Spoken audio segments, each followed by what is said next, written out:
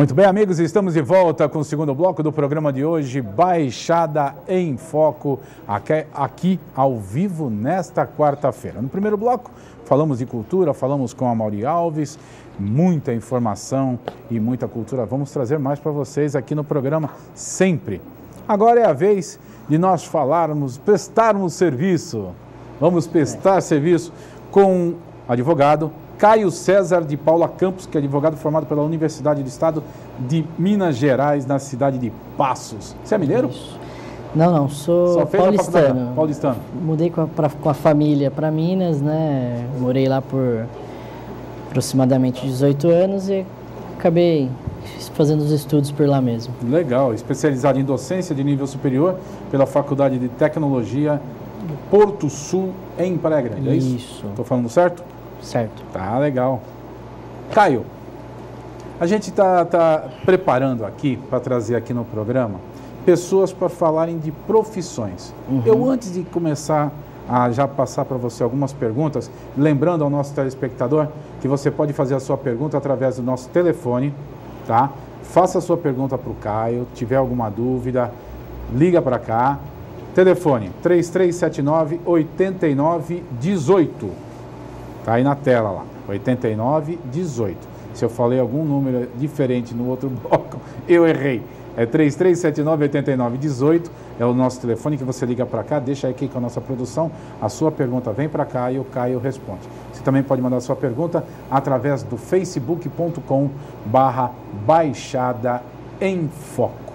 Muito bem. Feita a apresentação e os contatos, aí eu volto. Papel do advogado. Caio, como é que funciona o papel do advogado na sociedade? Primeiramente gostaria de agradecer o convite e dar boa noite a todos aí que estão nos assistindo, né? E o papel do advogado, Carlão, ele é uma peça essencial para a justiça. Sem ele não se faz justiça e nem acontece a democracia. A função principal dele é em resolver os seus litígios, né? A pessoa tem o seu problema, a maioria das vezes são problemas, né? Nunca tem uma... Não, ninguém nunca vai procurar você para advogado, a não ser os nossos amigos. Não. Mas geralmente quem te procura está com um pepino na mão. Sempre tem um problema. E o advogado está lá para resolver e orientar na solução. E defender os direitos também das pessoas. E tentar oferecer a melhor forma, a melhor situação, mostrar os caminhos mais viáveis para chegar ao final desse problema, né? De sendo vantajoso ou fazendo-se estabelecer o direito e a justiça, né? A faculdade dura 4 anos? 5 anos. 5 anos. Existem pós-graduações e aquelas coisas todas assim. Hoje em dia tem bastante. Isso. A maior dificuldade da faculdade de Direito, o que é? A pessoa estuda os 5 anos e, após se formar, né, tem que fazer o exame da ordem, né? E esse exame, ele exige muita calma, e ele exige muita concentração e, principalmente, muito estudo. Porque se você não se dedicar ao máximo, tentar fazer uma faculdade bem feita, você, na hora que chegar na fase que é fazer a prova da OAB... Não vai passar. Aí vai ficar aquele sufoco danado, né? E você vai se tornar um bacharel e a profissão, o bacharel em Direito, antigamente ele podia prestar prova para delegado. Hoje já exige 3 anos de profissão, de advogado. Então, um bacharel sem OAB não é advogado, quase. Não pode advogar em hipótese alguma. Maravilha, então. Dada a explicação da profissão, depois nós vamos já entrar nas perguntas. Antes de entrarmos nas perguntas, eu quero mostrar para vocês, quem nos acompanha através do Facebook, já deve ter notado que agora nós temos uma cartunista acompanhando a gente aqui. Que bacana, hein? Ela vai fazer uma charge sua. Estou com medo agora. Eu também fiquei com medo. Mas nós temos aqui a nossa querida Bruna Conrado, que está ali. O pessoal está vendo a Bruna. Aí, Bruna, dá um tchauzinho para a câmera. Bruna está com a gente aí, está fazendo as charges aqui do nosso programa, que depois nós vamos colocar Mostra a charge aí para nós. Aí já é o Caio? Já é você, Caio. Show, hein? Show. Muito vai bom, ficar muito legal. Depois a gente vai colocar tudo isso na internet, tá? Joia, então, joia. Toda semana, todos os nossos convidados, nós vamos ter sempre as charges aqui que a Bruna vai fazer. Vai estar sempre com a gente. Já terminou a do Amauri, Bruna? Mostra aí pra gente então. Mostra aí na tela o do Amauri que você já terminou. Olha lá. A Amauri ali já. O Amauri depois nós vamos escanear e mandar para ele também, que eu já peguei o e-mail dele para mandar para ele a charge do Amauri feito pela Bruna aqui com a gente. Legal, então. Obrigado. Voltando aqui para o estúdio, nós já temos perguntas aqui que estão chegando através do 3379-8918. Pergunta da Mariana, da Margarida. Estou 1 mês sem receber, pois já recebi a minha rescisão. Gostaria de saber qual o procedimento que eu devo tomar. Ela está 1 mês sem receber ou já recebeu a rescisão? Eu também não entendi isso aqui. Quando eu dei uma lidinha na pergunta antes de te passar, eu também fiquei nessa dúvida. Se já recebeu a rescisão, acabou todo o vínculo, não é isso? Se ela já recebeu as verbas rescisórias, né? Aí tem que ser analisado se foi pago dentro do prazo, né? Se foi cumprido o aviso prévio, se haveria o aviso prévio, né? Levando em consideração se ela for cumprir o aviso prévio, ela deveria receber. Isso. Não, levando em consideração se foi feita a dispensa aí, né? Que ficou meio confusa, né, Mariana? Se você puder entrar em contato com a gente aqui, dar uma explicadinha melhor no assunto ainda dentro desse bloco, aí a gente conversa aqui com o Caio para ele dar uma explicação melhor, porque aqui ficou meio confuso. Sinceramente, está meio confuso aqui para a gente. O que você ainda acha que deveria receber, né? Aí se você passar isso para a gente, aí o Caio pode te ajudar, a te orientar. Se caso, né, for em relação à rescisão, ela tem que ver se foi paga corretamente as verbas. Agora, se ela não chegou a receber nem mesmo as verbas rescisórias, né, aí ela tem que procurar um advogado trabalhista da área, certo, né, e propor uma ação trabalhista, né, para requerer os seus direitos, né? Tá, temos uma outra pergunta aqui do João. Ele diz que se separou recentemente e a mulher dele entrou com um pedido de pensão, né? O juiz determinou que ele deveria pagar 30% do salário. Aí ele tem 3 tópicos aqui. Agora estou desempregado, minha ex-mulher diz que tem que continuar a pagar os 30%. Isso é verdade? Pergunta ele. Vamos lá. Então, no caso do João, se foi determinado em acordo, né, foi feito um acordo ou foi até mesmo em sentença, né, o juiz proferir uma sentença condenando ele ao pagamento dos 30% do salário, ele... Geralmente é assim, Carlão, só para dar uma resumida, uma explicada melhor, uma explicação melhor. Se você tem que pagar a pensão, o juiz determinou 30%.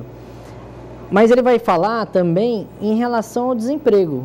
Por quê? Porque se você paga 30% hoje, você é empregado, você desempregado, as suas condições, logicamente, elas... Você deixa de onde tirar esses 30%. Serão diferentes. Então, assim, se o senhor João estava pagando R$500, um exemplo, que seria os 30%, se caso ele ficar desempregado, vai modificar essa pensão. Sim. Agora, ele tem que analisar dentro da sentença ou do acordo o que ficou definido. Né? Em caso de desemprego, né? O que ficou estabelecido pelo juiz ou em relação ao acordo feito entre as partes. A segunda pergunta que ele faz aqui é: como posso pagar se não tenho salário? Então, nesse caso, ele tem que procurar um advogado ou até mesmo a Defensoria Pública do Estado, né, que não tivesse, caso ele não tiver condições de arcar com custas, né, de advogado, e pedir uma ação revisional de alimentos. Aí nessa ação revisional, ele tem que apresentar a modificação dessa situação dele. Porque se caso o juiz falar, em caso de desemprego, você vai pagar meio salário, você tem que pagar meio salário. Aí tem que se virar e conseguir o meio salário. Tem que se virar. Porque aí é aquela situação, né, também que a gente tem que analisar, né? O seu filho também precisa comer. Precisa, claro. Você precisa também, né, de sobreviver. E o caso do desemprego tem que ser uma situação atípica, Atípica, né? logicamente. Não pode contar como uma pessoa perdendo um emprego, né? Eu vou até te fazer um comentário. Teve uma situação próxima a esse fato, né, do senhor João, e ele alegou que ele estava desempregado, que ele não tinha condições de pagar, né? E o juiz falou para ele, ó, você mora na praia? Vai pegar latinha então, vai vender latinha, que você vai conseguir reunir pelo menos um pouco para dar para o seu filho. Porque se você come, seu filho também tem que comer. É lógico. Então, assim, a proteção em cima da criança, ela é primordial, é essencial. Está à frente do emprego ou desemprego, né? Qualquer coisa. Tá, e a terceira pergunta dele aqui, ele diz assim, se não pagar, ela, né, a ex-esposa, diz que irei preso. Isso também pode acontecer? Está com medo, né? Pode. Então, Hoje, é justificável o medo, né? É justificável. Hoje, a única prisão civil que existe hoje no Brasil é a ausência do pagamento da pensão alimentícia. Antigamente era o pagamento da pensão alimentícia e o depositário infiel, né? Que é aquele que ficava compromissado. Muito acontecia em casos de financiamento de veículos, né? A pessoa ia lá, financiava o veículo, era depositário daquele, né? Que ele era uma alienação fiduciária. Sim. Então você era um depositário fiel daquele veículo. As pessoas vendiam e acabava que depois dessa venda ia para um, para outro, aí o cara não pagava, ninguém passava documento, aí transferia. Isso antigamente era considerado depositário infiel, dava prisão. Só que houve um pacto, até chamado o Pacto de São José da Costa Rica, onde o Brasil ele é signatário, né? Quer dizer, ele acompanha esse pacto, e nesse pacto, em relação aos direitos humanos, né, ele excluiu a prisão civil por depositário infiel. Então, somente ficou em relação à pensão alimentícia. Na pensão alimentícia, a gente tem, pelo artigo 733, que é onde, o 733 do Código de Processo Civil, onde ele prevê a prisão em ausência, né, de pagamento de alimentos. Mas, se caso você for preso também, você vai... o juiz que vai determinar o período que você vai ficar... Era isso que eu ia te perguntar agora, né? Qual é o período que a pessoa fica, no caso? Pela dívida, você pode ficar até 90 dias. Até 90 dias. Isso, até 90 dias. Isso prejudica a pessoa? Por exemplo, a pessoa, no caso aqui do seu João, né? Ele está desempregado. Ele tem que procurar um emprego. O fato dele ser preso por não pagar a pensão, dele ter sido preso por não pagar a pensão, isso pode prejudicá-lo num momento em que ele for tentar conseguir uma colocação? Pode, porque pode constar, né? A prisão dele, se caso a empresa requerer os antecedentes criminais dele, vai constar. Caramba, isso prejudica muito a pessoa, né? Prejudica. Acaba prejudicando, né? É que assim, hoje em dia não é comum, né? São poucas as empresas que pedem, né, toda a sua Mas se pedir também, a pessoa for um bom profissional, vai ver que aconteceu essa situação toda, o cara vai falar, poxa, o cara não foi preso porque assaltou a mão armada, nem nada disso. Não. É uma outra situação. Não, fica constando, que na verdade não é nem... vai aparecer a prisão no caso quando você for puxar o processo, né? Aí consta, entendeu? Entendi. Mas assim, caso depois você passou esse período, ficou preso, é muito difícil o juiz mandar ficar 90 dias, tá? Assim, é um caso, é muito atípico isso. Mas depois disso, você não deixou de dever. Você ainda continua devendo aquelas parcelas e vai virar uma ação de cobrança normalmente. Entendi. Pergunta da Paula, de Praia Grande, lá do bairro Mirim. Fui comprar a prazo numa loja e lá constou que meu nome está sujo, sendo que eu nunca fiz crediário. Ela pergunta, o que deve fazer? Então, nesse caso da Paula, né, ela tem que procurar um juizado especial, né, ou até mesmo procurar um advogado e entrar com uma ação indenizatória, né? Porque se caso realmente ela nunca comprou a prazo, então não há justificativa, né? O Código de Defesa... E ela entra com essa ação contra quem? Contra a loja que colocou ela... Quem negativou ela. Quem negativou. Isso. Por quê? Porque o Código de Defesa do Consumidor, ele protege, né, o consumidor em relação à cobrança indevida. Sim. Né? E pode ser até, você pedindo, pode a empresa ser condenada a pagar, além do dano, né? Porque ela foi constrangida ao tentar comprar a prazo, como no pagamento em dobro, que preza o artigo 42 do Código de Defesa do Consumidor, o pagamento em dobro da cobrança indevida. Ah, entendi. Então, ela deve fazer o seguinte, então procurar, no caso, Paula, se você tiver condições, conversar com um advogado. Do contrário, você pode procurar a Defensoria Pública, é isso?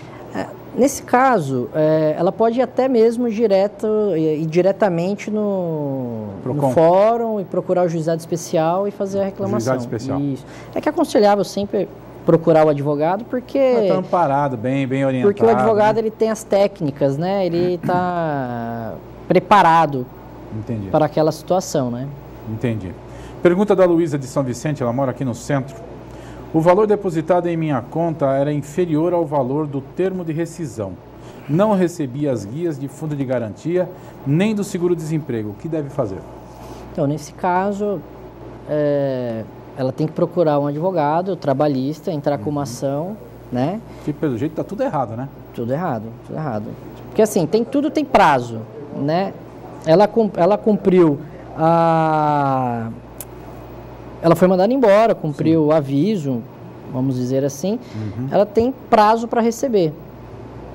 Passou esse prazo, eles já estão incorrendo na multa do artigo 477 da CLT. Qual é esse prazo, Caio? Então, a partir do momento ela cumpriu o aviso, do término do aviso tem que ser pago no próximo dia.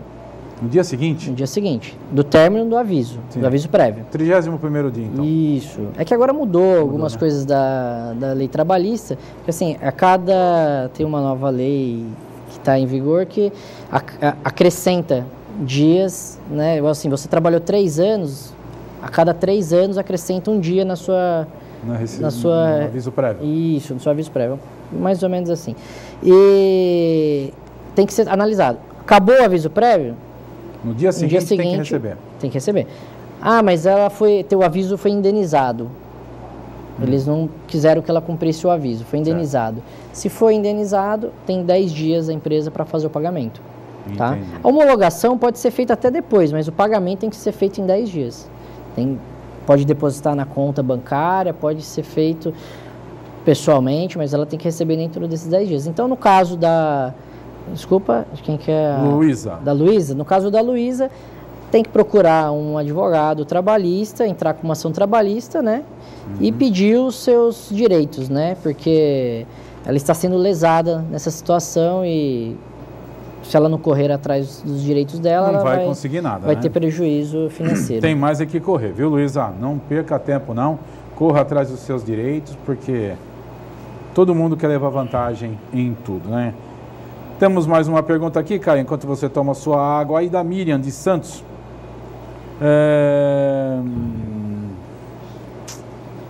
Meu Deus. Eu não consigo entender a letra aqui. Processo de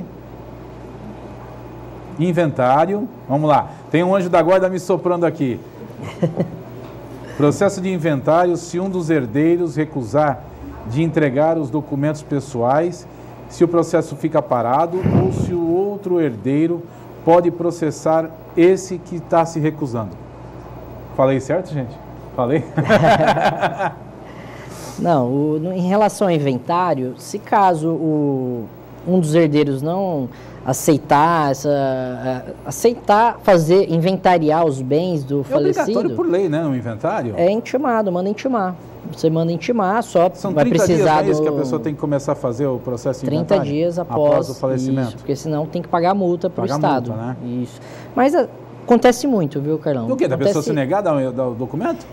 Acontece. A pessoa, às vezes, tem um irmão que não quer vender, o outro quer fazer a venda, e acaba que você não... Você fica numa situação assim, é uma briga familiar, na verdade. É família, né? Aí você... O cara tá afim de azucrinar, não é verdade? Aí, mas é simples, não fica parado, é só entregar o nome completo, o endereço para o advogado e pedir para que seja feita a intimação. Porque ele vai ser intimado, ele não comparecendo, ele vai responder como réu nesse processo e vai, tudo que for sendo decidido, ele está aceitando. Está aceitando...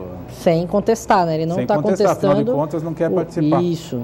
Mas é que o ônus, às vezes, acaba ficando pesado, né? Porque no processo de inventário, geralmente eles querem fazer a divisão dos gastos, né? Porque tem que pagar o ITCMD, né? Que é o imposto que paga causa mortes para o Estado. Tem vários impostos que são recolhidos. Então, acaba que aí, quando um não quer, acha que vai travancar a situação. Não travanca nada, né? Não, quando... Então, Miriam, na realidade aí, contratar um profissional, um advogado, para que proceda, né, essa situação que se a pessoa, um dos seus irmãos, acredito, seja obrigado a entregar a documentação. Quanto tempo nós temos? 3 minutinhos, é isso? 3 minutos só. Olha. E tem um monte de pergunta aqui. Pergunta da Sandra, do Jorge. Vamos lá, vou fazer a última pergunta aqui, Sandra, que foi na sequência que chegou para mim, tá bom? Sandra é nossa vizinha, aqui do Boa Vista. Trabalha há 2 anos em um escritório sem registro em carteira. Olha que legal, hein? Meu chefe recolhe o INSS. O que mais tem a direito? A registro na carteira. Principalmente. Essa situação, tendo como provar, todo advogado adora essas situações. Sandra, né? Então, isso. Sandra, a princípio tem que ser feito o registro.